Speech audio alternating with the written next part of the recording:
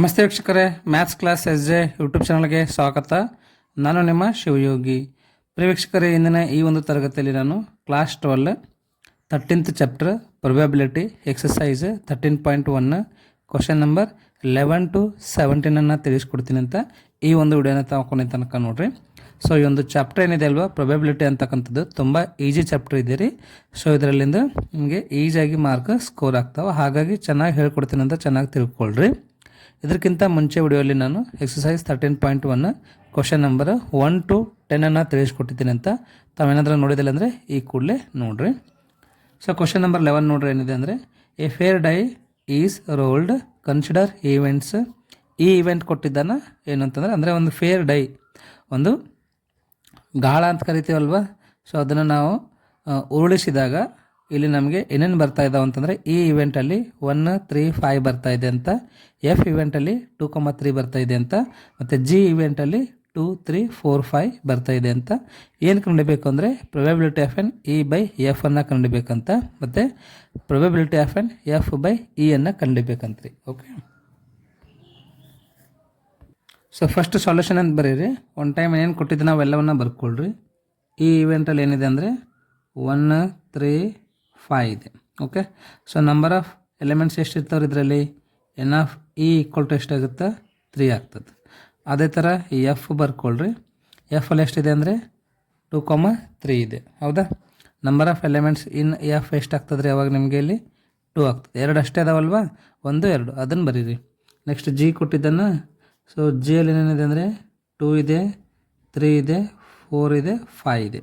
ಹೌದಾ? So n of G ಬೇಕಲ್ವ ನಮಗೆ. ಎನ್ ಆಫ್ ಜಿ ಅಂದರೆ ಇದರಲ್ಲಿ ಎಷ್ಟು ಎಲಿಮೆಂಟ್ಸ್ಗಳು ಅದಾವಂತ? 1 2 3 4 ಅದಾವಲ್ವ, 4 ಅಂತ ಬರೀರಿ. ಅದಾದ್ಮೇಲೆ ಇವಾಗ ಇಲ್ಲಿ ಏನು ಬೇಕು ನಮಗೆ? Probability of N E by F ಬೇಕು. ಫಾರ್ಮುಲಾ ಇದೆ ನೋಡಿರಿ, ಏನು ಅಂದರೆ probability of N E by F is equals to probability of N E intersection F divided by probability of N F. ಇದು ಸೂತ್ರ ಅದ ರೀ, ಕರೆಕ್ಟಾ? ಇಲ್ಲಿ ನಿಮಗೆ ಇ ಇಂಟರ್ಸೆಕ್ಷನ್ ಎಫ್ ಬೇಕು ನೋಡಿರಿ. ಏನು ಬೇಕು? ಇ ಇಂಟರ್ಸೆಕ್ಷನ್ ಎಫ್ ಅನ್ನು ಕಂಡಿರಿ ಫಸ್ಟ್. ಇ ಮತ್ತು ಎಫ್ ಇವೆರಡರಲ್ಲಿ ಏನು ಕಾಮನ್ ಅದ ಅದನ್ನು ಬರೀರಿ. ಇಲ್ಲಿ 1 ಇದೆ, ಇದರಲ್ಲಿ 1 ಇದೆನಾ? ಇಲ್ಲಲ್ವಾ. ಇಲ್ಲಿ 3 ಇದೆ, ಇಲ್ಲಿ 3 ಇದೆ ಅಲ್ವಾ, ಅದನ್ನು ಬರೀರಿ. ಮತ್ತು ಇಲ್ಲಿ 5 ಇದೆ, ಇಲ್ಲಿ 5 ಇಲ್ಲ.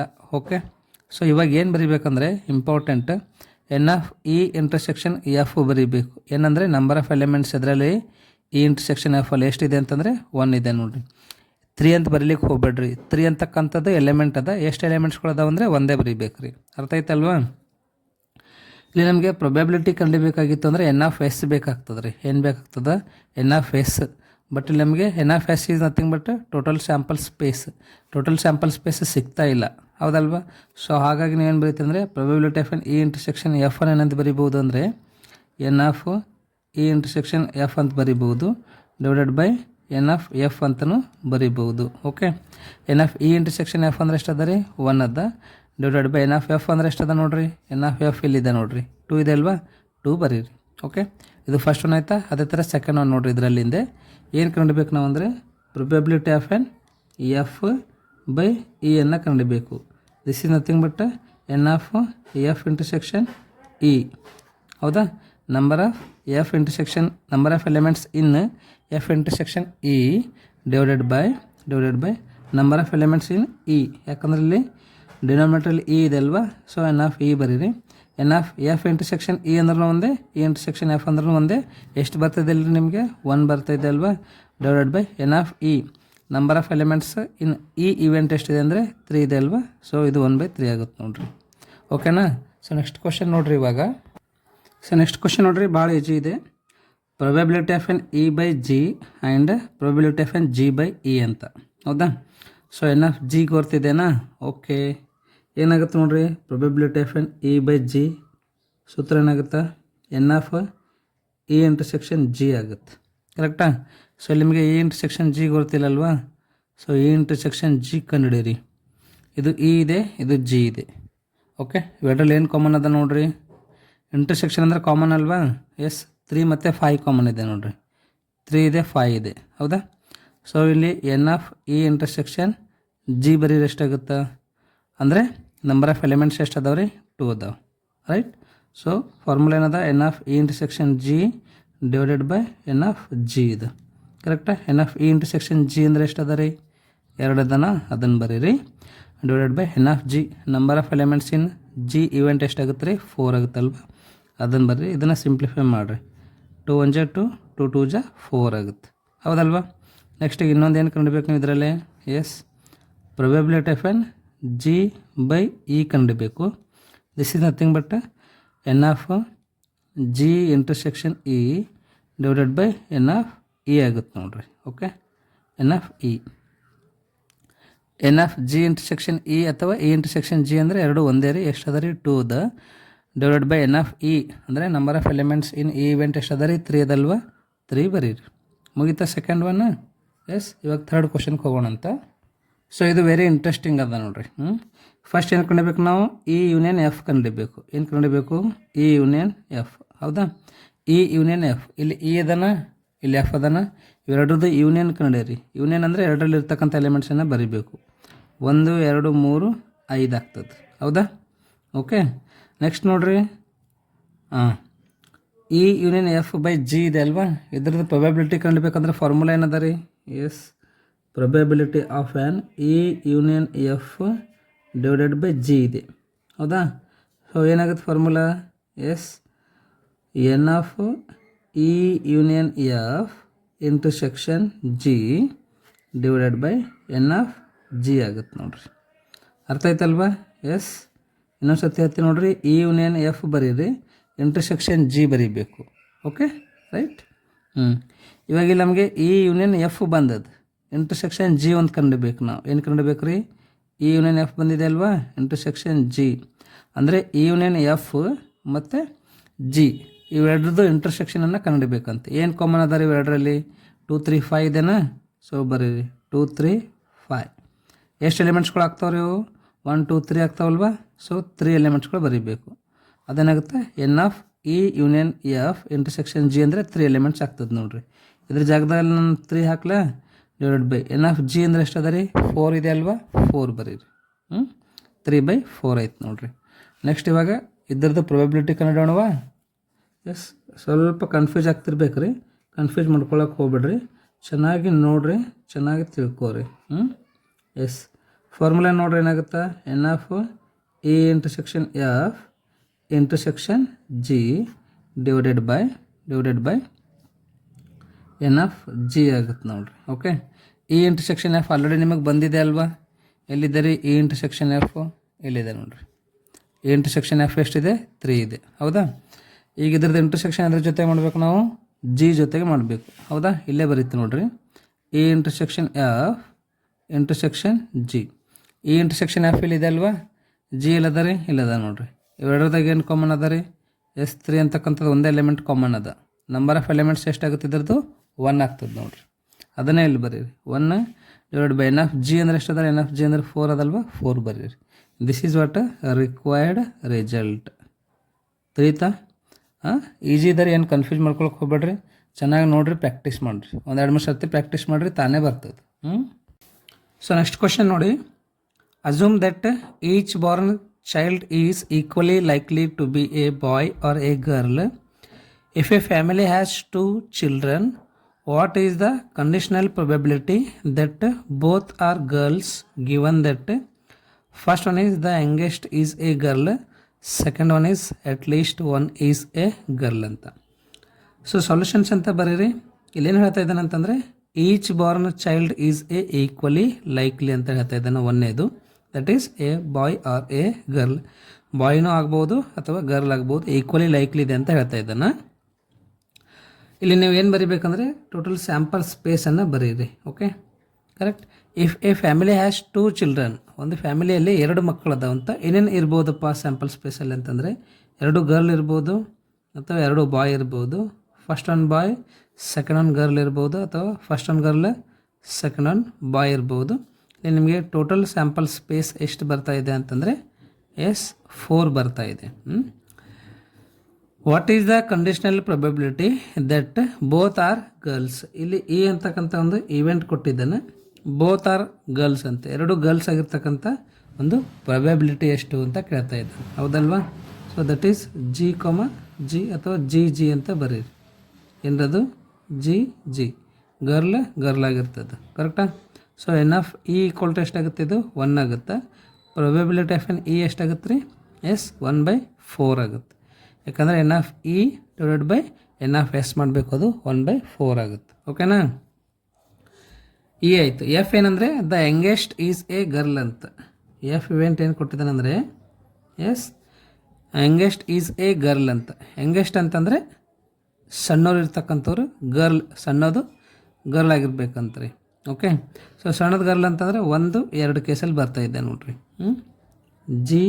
G or G B you can write. ಇಲ್ಲಿ ಎನ್ ಆಫ್ ಎಫ್ ಬರೀರಿ. ಎನ್ ಆಫ್ ಎಫ್ ಎಷ್ಟಾಗುತ್ತೆ ರೀ? 2 ಆಗುತ್ತೆ. ಪ್ರೊಬೆಬಿಲಿಟಿ ಆಫ್ ಎನ್ ಎಫ್ ಎಷ್ಟಾಗುತ್ತೆ ರೀ? ಎಸ್ 2/4 ಆಗುತ್ತೆ. ಯಾಕಂದರೆ ಪ್ರೊಬೆಬಿಲಿಟಿ ಆಫ್ ಎನ್ ಎಫ್ ಏನದ ರೀ? N of F divide by N of S ಅದ ನೋಡ್ರಿ. Probability of N F formula ಏನಾಗುತ್ತೆ? N of F divided by N of S ಆಗುತ್ತೆ. ಕರೆಕ್ಟ್ ಅಲ್ವಾ? ಹಾಗಾಗಿ 2/4 ಆಗುತ್ತೆ. ಇದನ್ನು 1/2 ಅಂತಲೂ ಬರೀಬೋದು. ಇವಾಗ ಏನು ಕಂಡಿಬೇಕು ಅಂತಂದರೆ ನಾವು probability of N E by F ಅನ್ನು ಕಂಡಿಬೇಕು. ಫಾರ್ಮುಲಾ ಏನದ ರೀ? Probability of N E intersection F divided by probability of N F ಅದ. ಸೊ ಫಸ್ಟ್ ಇವಾಗ ನೀವು ಇಲ್ಲಿ ಏನು ಕಂಡಿಬೇಕಂದ್ರೆ ಇ ಇಂಟರ್ಸೆಕ್ಷನ್ ಎಫ್ ಅನ್ನು ಕಂಡಿರಿ. ಇ ಇಂಟರ್ಸೆಕ್ಷನ್ ಎಫ್, ಇದು ಇ, ಇದು ಎಫ್. ಇವೆರಡಲ್ಲಿ ಏನು ಕಾಮನ್ ಅದ ರೀ? ಎಸ್ ಗರ್ಲ್ ಕಾಮನ್ ಇದೆ. ಇದರದ್ದು ಪ್ರೊಬೆಬಿಲಿಟಿ ನೋಡ್ಬೇಕು. ಇವಾಗ ಎಷ್ಟಾಗುತ್ತೆ? Probability of N E intersection F ಅಂದರೆ ಎಷ್ಟಾಗುತ್ತೆ ರೀ? ಈ ನಂಬರ್ ಆಫ್ ಎಲಿಮೆಂಟ್ಸ್ ಎಷ್ಟು ಅದಾವ್ರಿ? ಇಲ್ಲಿ ಕೇವಲ 1 ಇದೆ ಅಲ್ವಾ? So 1 divided by total number of sample space ಎಷ್ಟು ಅದ ರೀ? Yes total number of sample space 4 ಅದ ರೀ. 1/4 ಆಗ್ತದೆ ನೋಡಿರಿ. ಅಂದರೆ probability of N E intersection F ಎಷ್ಟಾಯಿತು? 1/4 ಆಯಿತು. Divided by probability of N F ಇಲ್ಲದ ನೋಡಿರಿ. ಎಷ್ಟು ಅದ ರೀ? ಇದು 1/2 ಅದ. 1/4 ಇದು ಡಿವೈಡೆಡ್ ಬೈ ಇದನ್ನು ಇಂಟು ಮಾಡಿರಿ. 2/1 ಆಗುತ್ತೆ. 2 1 2 2 ಜ ಅಂದರೆ 1/2 ಬರ್ತದೆ ನೋಡಿರಿ. 1/2 ಬಂತು. ಹೌದಾ? ಈಗ ಇಲ್ಲಿ ಇನ್ನೊಂದು ಕ್ವಶನ್ ಅಂದರೆ ಅಟ್ಲೀಸ್ಟ್ 1 ಈಸ್ ಎ ಗರ್ಲ್ ಅಂತ. ಇ ಅಂತಕ್ಕಂಥದ್ದು ಸೇಮ್ ಇದೆ. ಓಕೆ, ಇ ಎಷ್ಟದಂತಂದರೆ ಗರ್ಲ್ ಅಥವಾ n of E equal to ಎಷ್ಟೈತಿ? ಇದು 1 ಆಯಿತು. ಈಗ ಮತ್ತೆ ಇಲ್ಲಿ ಇನ್ನೊಂದು ಎಫ್ ಅದ ನೋಡಿರಿ. ಓಕೆ, ಎಫ್ ಏನು ಕೊಟ್ಟಿದ್ದಾನೆ? At least 1 is a girl. ಕನಿಷ್ಠ 1 ಆದರೂ ಗರ್ಲ್ ಇರಬೇಕಂತ. 1 2 3 ಕೇಸಸ್ ಸಿಗ್ತಾಯಿದೆ ನೋಡಿರಿ ನಿಮಗೆ. ಗರ್ಲ್ ಬಾಯ್ ಬಾಯ್. ಓಕೆ, ಇದ್ರದ್ದು ಎನ್ ಆಫ್ ಎಫ್ ಎಷ್ಟಾಗುತ್ತೆ ನೋಡಿರಿ? ಎಸ್ 3 ಆಗುತ್ತೆ. ಇವಾಗ ಪಿ ಆಫ್ ಎಫ್ ಎಷ್ಟಾಗುತ್ತೆ ಅಂದರೆ N of F divide by N of S ಆಗುತ್ತೆ. ಅಂದರೆ 3/4 ಆಗ್ತದೆ ನೋಡಿರಿ. ತಿಳಿತಾ? ಇವಾಗ ಏನು ಕಂಡಿಬೇಕು ನಾವು ಇಲ್ಲಿ ಅಂತಂದರೆ yes probability of N E by F ಕಂಡಿಬೇಕು. ಫಾರ್ಮುಲಾ ಏನದಂದರೆ probability of N E intersection F divided by probability of N F ಆಗುತ್ತೆ. ಓಕೆ, ಇ ಇಂಟರ್ಸೆಕ್ಷನ್ ಎಫ್ ಇವೆರಡರಲ್ಲಿ ಏನು ಕಾಮನ್ ಅದ ರೀ? ಜಿ ಇದೆ. ಪ್ರೊಬೆಬಿಲಿಟಿ ಎಷ್ಟಾಗುತ್ತೆ? ಸೇಮ್ ಇದೇ ಥರ ಆಗುತ್ತೆ ನೋಡಿರಿ. ಪ್ರೊಬೆಬಿಲಿಟಿ ಎಷ್ಟಾಗುತ್ತೆ ರೀ? 1/4 divided by probability of N F ಎಷ್ಟದ ರೀ? 3/4 ಅದ. ಅದನ್ನು ಸಿಂಪ್ಲಿಫೈ ಮಾಡಿರಿ. ಡಿವೈಡೆಡ್ ಬೈ ಇದನ್ನು ಇಂಟು ಮಾಡಿರಿ. 4/3 ಆಗುತ್ತೆ. 4 ಕ್ಯಾನ್ಸಲ್ ಆಗಿ 1/3 ಆಗ್ತದೆ ನೋಡಿರಿ. ಬಂತಲ್ವಾ? ಏನು ಬಂತು ನಿಮಗೆ ಇಲ್ಲಿ? Probability of N E by F ಬಂತು ನೋಡಿರಿ. ಎಷ್ಟು ಬಂತು ರೀ? 1/3. ಅರ್ಥ ಆಯ್ತಲ್ವಾ? ನೆಕ್ಸ್ಟ್ ಕ್ವಶನ್ ನಂಬರ್ 13 ನೋಡಿರಿ. An instructor has a question bank consisting of 300 easy true false questions. ಇಲ್ಲಿ ಕ್ವಶನ್ ಬ್ಯಾಂಕಲ್ಲಿ 300 ಈಸಿ ಕ್ವಶನ್ಸ್ಗಳದಾವಂತ. ಅವು ಯಾವ ಅಂದರೆ ಟ್ರೂ ಆರ್ ಫಾಲ್ಸ್ ಕ್ವಶನ್ಸ್ಗಳದಾವಂತ ರೀ.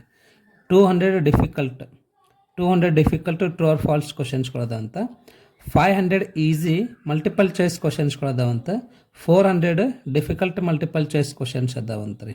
ಓಕೆ, ಸೊ ಇಲ್ಲಿ ಟೋಟಲ್ ನಂಬರ್ ಆಫ್ ಕ್ವಶನ್ಸನ್ನು ಬರೀರಿ. ಎಷ್ಟಾಗ್ತದೆ? 300 ಪ್ಲಸ್ 200 500 ಆಯಿತು. ಪ್ಲಸ್ 500 ಅಂದರೆ 1000 ಆಯಿತು. ಪ್ಲಸ್ 400 1400 ಆಯ್ತು ನೋಡಿರಿ. Total number of questions. Okay, next ಏನು ಹೇಳ್ತಾ ಇದ್ದಾನೆ? If a question is selected at random from the question bank.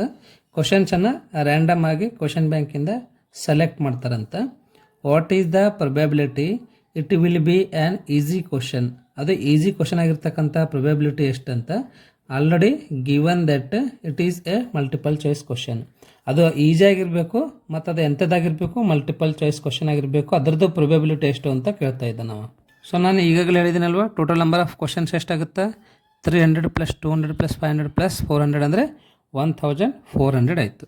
ಇಲ್ಲಿ ಟೋಟಲ್ ನಂಬರ್ ಆಫ್ ಈಸಿ ಕ್ವಶನ್ಸ್ಗಳು ಎಷ್ಟು ಸಿಗ್ತಾ ಇದ್ದಾರೆ ನಿಮಗೆ? ಇಲ್ಲಿ 500 ಸಿಗ್ತಾ ಇದೆ ನೋಡಿರಿ. ಕರೆಕ್ಟಾ?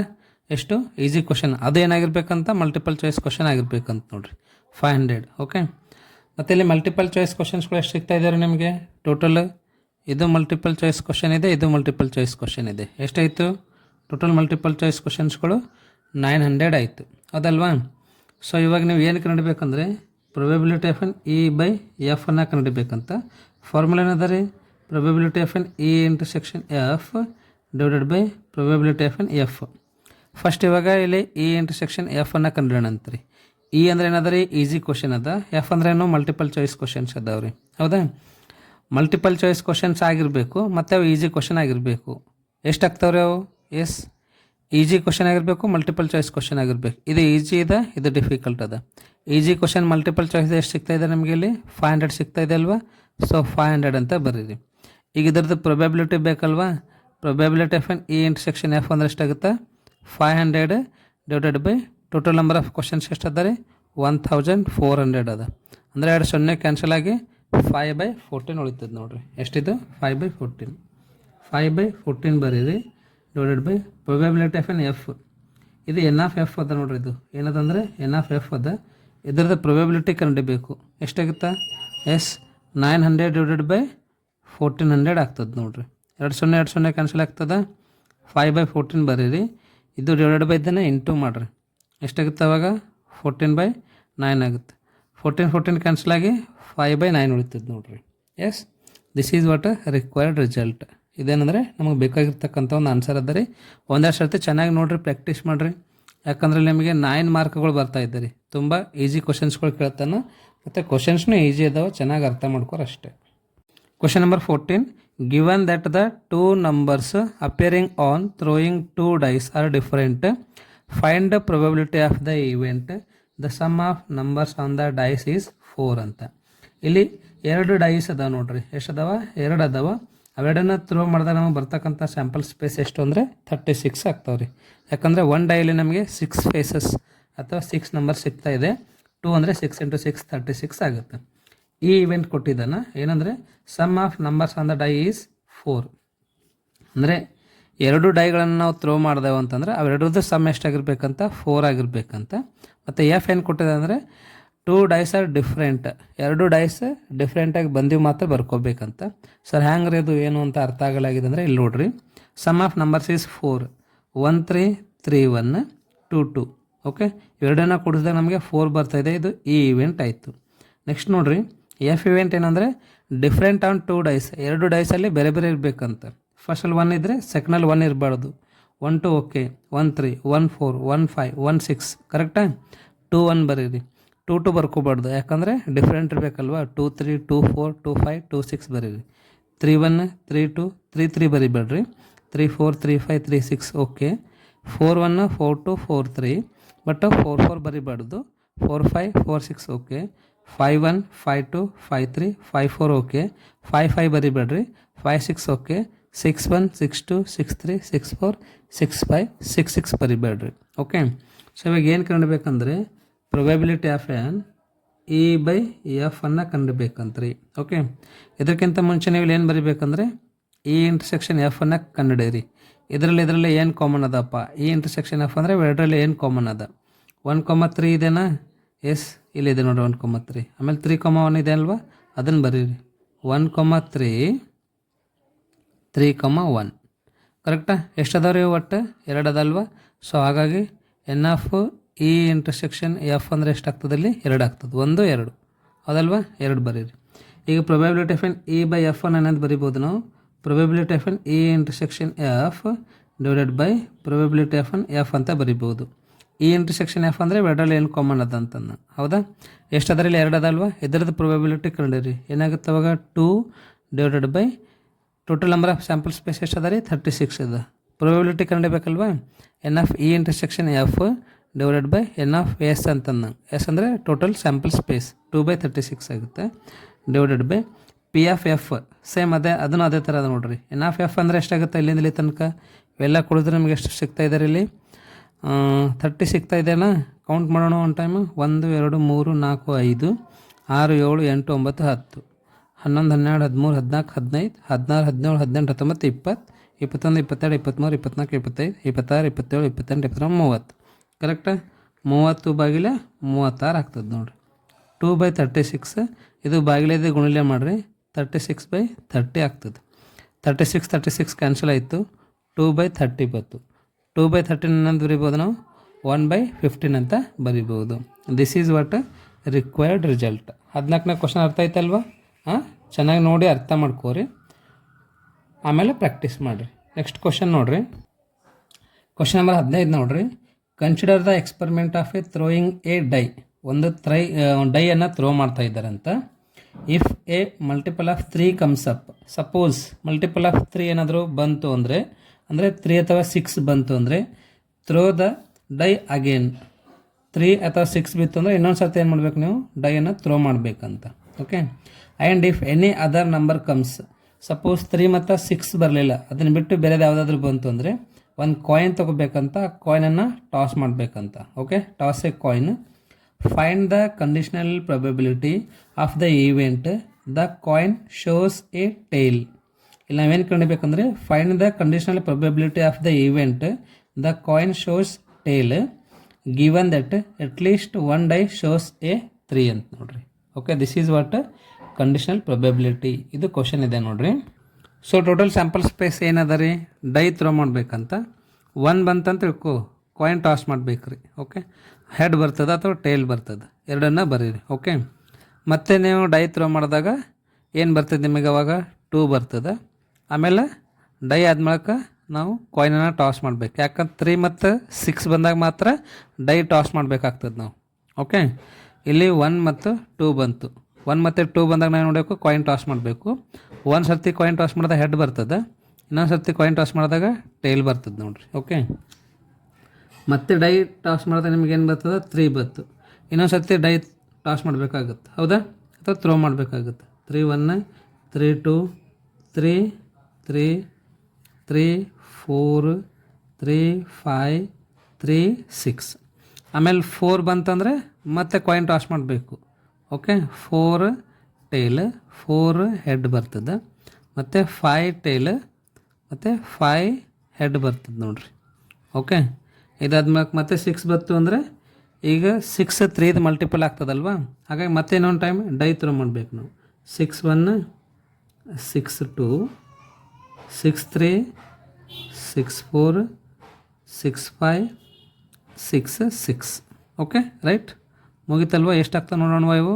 1 2 3 4 5 6 7 8 9 10 11 12 13 14 15 16 17 18 19 20. ಎಷ್ಟೈತ್ರಿ ಇದು? ಎನ್ ಆಫ್ ಸ್ಯಾಂಪಲ್ ಸ್ಪೇಸ್ ಎಷ್ಟೈತ್ರಿ? 20 ಐತು. ಅದ್ರಾಗ ಈ ಇವೆಂಟ್ ಕೊಟ್ಟಿದ್ದಾನೆ. ಈ ಇವೆಂಟ್ ಏನಿದೆ ಅಂತಂದರೆ ದ ಕಾಯಿನ್ ಶೋಸ್ ಟೇಲ್ ಅಂತ ಇದೆ ಈ ಇವೆಂಟ್, ಹೌದಾ? ಎಲ್ಲೆಲ್ಲಿ ಟೇಲ್ ಬರ್ತದೆ ನೋಡೋಣವಾ. 1 T, ಆಮೇಲೆ 2 T. ಓಕೆ, ಅದಾದ್ಮೇಲೆ 4 T, ಅದಾದ್ಮೇಲೆ 5 T. 1 2 3 4 ಇಷ್ಟೇ. ಎಷ್ಟು ಕಡೆ ಬರ್ತಾ ಇದ್ದಾರೆ ಇಲ್ಲಿ ನಿಮಗೆ? 4 ಕಡೆ ಅಷ್ಟೇ ಟೇಲ್ ಬರ್ತಾ ಇದೆ. 1 2 3 ಆ್ಯಂಡ್ 4, ಹೌದಲ್ವಾ? Yes, it is 4. Next F event ಏನದಂತ ನೋಡೋಣಂತ. ಎಫ್ ಇವೆಂಟ್ ಏನು ಕೊಟ್ಟಿದ್ದಾನೆ ರೀ? At least one dye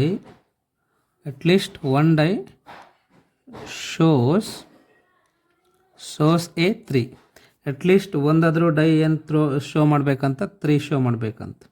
okay, ಬರೋಣವಾ. ಎಲ್ಲೆಲ್ಲಿ ಬರ್ತದೆ ನಿಮಗೆ? 3 3, 1 ಅಲ್ಲಿ ಬರುತ್ತೆ, 3, 2 ಅಲ್ಲಿ ಬರುತ್ತೆ, 3, 3 ಅಲ್ಲಿ ಬರುತ್ತೆ, 3, 4, 3, 5, 3, 6 ಮತ್ತು 6, 3. ಓಕೆ, ಎಷ್ಟೈತ್ರಿ ಒಟ್ಟು ಟೋಟಲ್ ಎಣಸ್ರಿಲಿ?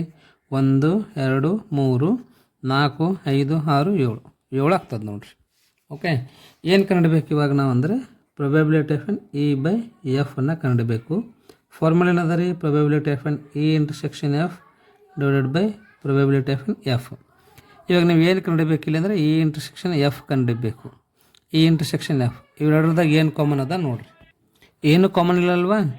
ಇದು ಇ ಇದೆ, ಇದು ಎಫ್ ಇದೆ. ಇವೆರಡರಲ್ಲಿ ಏನು ಕಾಮನ್ ಇಲ್ಲ ಅಂದರೆ 0 ಅಂತ ಬರೀರಿ. ಓಕೆ, ಸೊ 0 ಡಿವೈಡೆಡ್ ಬೈ ಎಷ್ಟದ ರೀ ಟೋಟಲ್ ಸ್ಯಾಂಪಲ್ ಸ್ಪೇಸ್ 20 ಅದಲ್ವಾ, 20 ಬರೀರಿ divided by N of F ಎಷ್ಟಾಗುತ್ತಾ 7 ಆಗುತ್ತಾ ಡಿವೈಡೆಡ್ ಬೈ 20 ಬರೀರಿ. 0/20 ಇಂಟು 20/7 ಆಗ್ತದೆ. ಎರಡು ಕ್ಯಾನ್ಸಲ್ ಆಗಿ 0/7 ಆಗ್ತದೆ. 0/7 ಅಂತಂದ್ರೆ ಎಷ್ಟೈತೆ ರೀ, ಇದು 0ನೇ ಆಗ್ತದೆ ನೋಡಿರಿ. ತಿಳಿತಲ್ವಾ? ಕ್ವಶನ್ ನಂಬರ್ 16 ನೋಡ್ರಿ. If probability of N A event is 1/2, probability of N B event is 0, then find probability of N A by B. ಅಥವಾ probability of N A by B ಏನಾಗುತ್ತಾ ಅಂತ ಕೇಳ್ತಾ ಇದ್ದಾನೆ. ಭಾಳ ಸಿಂಪಲ್ ಅದ ರೀ, ಈಜಿ ಇದೆ ನೋಡ್ರಿ. Probability of N A by B is nothing but probability of N A intersection B divided by probability of N B ಅಂತ ಬರೀರಿ. Probability of N A intersection B ಕೊಟ್ಟಿಲ್ಲ, ಅದನ್ನು ಆ್ಯಸ್ ಇಟ್ ಈಸ್ ಬರ್ಕೊಳ್ರಿ. Okay, A intersection B divided by probability of N B ಅಂದರೆ 0 ಕೊಟ್ಟಿದ್ದಾನೆ ರೀ. Anything divided by 0 is nothing but not defined ಆಗ್ತದೆ ನೋಡ್ರಿ. ಏನಾಗ್ತದೆ ಇದು? ನಾಟ್ ಡಿಫೈನ್ಡ್ ಆಗ್ತದೆ. Which option? C option is correct. Next last question ನೋಡೋಣ ಅಂತ. ಸೊ ಲಾಸ್ಟ್ ಕ್ವಶನ್ ನೋಡ್ರಿ, ಏನಿದೆಯಪ್ಪ ಅಂತಂದರೆ as if A and B are events such that probability of N A by B is equals to probability of N B by A, then probability of N A by B ಅದಕ್ಕೆ ಇಕ್ಕೊಳ್ಳೋದಂತ್ರಿ probability of N B by A ಇಕ್ಕೊಳ್ಳೋದು ಅಂತ. ಆವಾಗ ಯಾವ್ದು option correct ಆಗಿರ್ತದೆ ಅಂತ ಕೇಳಕತ್ತಾನೆ ರೀ. This is very simple. ಏನು ಕೊಟ್ಟಿದ್ದನ್ನು ಫಸ್ಟ್ ಅದನ್ನು ಬರೀರಿ. Probability of N A by B is equals to probability of N B by A ಅಂತ ಕೊಟ್ಟಿದ್ದಾನೆ. ಓಕೆ, ಈ ಫಾರ್ಮುಲಾ ನಿಮಗೆ ಗೊತ್ತಿದೆ ಅಲ್ವಾ? Probability of N A by B ಅನ್ನು ಏನಂತ ಬರಿಬೋದು? A intersection B divided by probability of N B ಅಂತ ಬರಿಬೋದು. ಇದನ್ನು ಯಾವ ಥರ ಬರಿಬೋದು? Probability of N B intersection A divided by probability of N A ಅಂತ ಬರಿಬೋದು. ಎರಡು ಸೇಮ್ ಆಗುತ್ತಲ್ವ, ಎರಡನ್ನ ಕ್ಯಾನ್ಸಲ್ ಮಾಡಿರಿ. ಇದು ಡಿವೈಡೆಡ್ ಬೈ ಇದನ್ನು ಈ ಕಡೆ ತೊಗೊಂಡ್ಬರ್ರಿ, ಇಂಟು ಆಗುತ್ತೆ. Probability of N A is equals to probability of N B ಆಗುತ್ತೆ. ಸೊ ಯಾವ್ದು ಆಪ್ಷನ್ ಕರೆಕ್ಟ್ ಆಗುತ್ತೆ ರೀ? Yes, D option is correct. ಹೌದಲ್ವಾ? ಅರ್ಥ ಆಯಿತು ಅಂತ ಅಂದ್ಕೊತೀನಿ. ಓಕೆ, ಇನ್ನೂ ಯಾರಾದರೂ ಲೈಕ್ ಮಾಡಿದಿಲ್ಲ ಅಂದರೆ ಈ ಕೂಡಲೇ ಈ ಒಂದು ವಿಡಿಯೋಗೆ ಲೈಕ್ ಮಾಡಿರಿ. ಮತ್ತು ನಿಮ್ಮ ಫ್ರೆಂಡ್ಸಿಗೆಲ್ಲ ಆದಷ್ಟು ಬೇಗ ಶೇರ್ ಮಾಡಿರಿ. ಯಾರಾದರೂ ನಂದು ಟೆಲಿಗ್ರಾಮ್ ಗ್ರೂಪಿಗೆ ಜಾಯ್ನ್ ಆಗಿದ್ದಿಲ್ಲ ಅಂತಂದರೆ ನಂದು ಟೆಲಿಗ್ರಾಮ್ ಗ್ರೂಪಿಗೆ ಜಾಯ್ನ್ ಆಗಿರಿ. ಸರ್, ಯಾವ ಥರ ಜಾಯ್ನ್ ಆಗಬೇಕಂದ್ರೆ ಲಿಂಕ್ ನಾನು ಡಿಸ್ಕ್ರಿಪ್ಷನಲ್ಲಿ ಕೊಟ್ಟಿದ್ದೀನಿ. ಆ ಒಂದು ಡಿಸ್ಕ್ರಿಪ್ಷನಲ್ಲಿಂದ ಲಿಂಕನ್ನು ಯೂಸ್ ಮಾಡಿ ತಾವು ಜಾಯ್ನ್ ಆಗ್ಬೋದು. ಓಕೆನಾ? ಈ ಒಂದು ವಿಡಿಯೋನ ತಾವು ಇಷ್ಟ ತನಕ ನೋಡೋದಕ್ಕೆ ತಮ್ಮೆಲ್ಲರಿಗೂ ತುಂಬ ಧನ್ಯವಾದಗಳು. ಮುಂದೆ ಬರ್ತಕ್ಕಂಥ ದಿನಗಳಲ್ಲಿ ನಾನು ಎಕ್ಸಸೈಸ್ 13.2 ಅಥವಾ ಅಭ್ಯಾಸ 13.2 ಹೇಳ್ಕೊಡ್ತೀನಿ ಅಂತ. Thank you so much.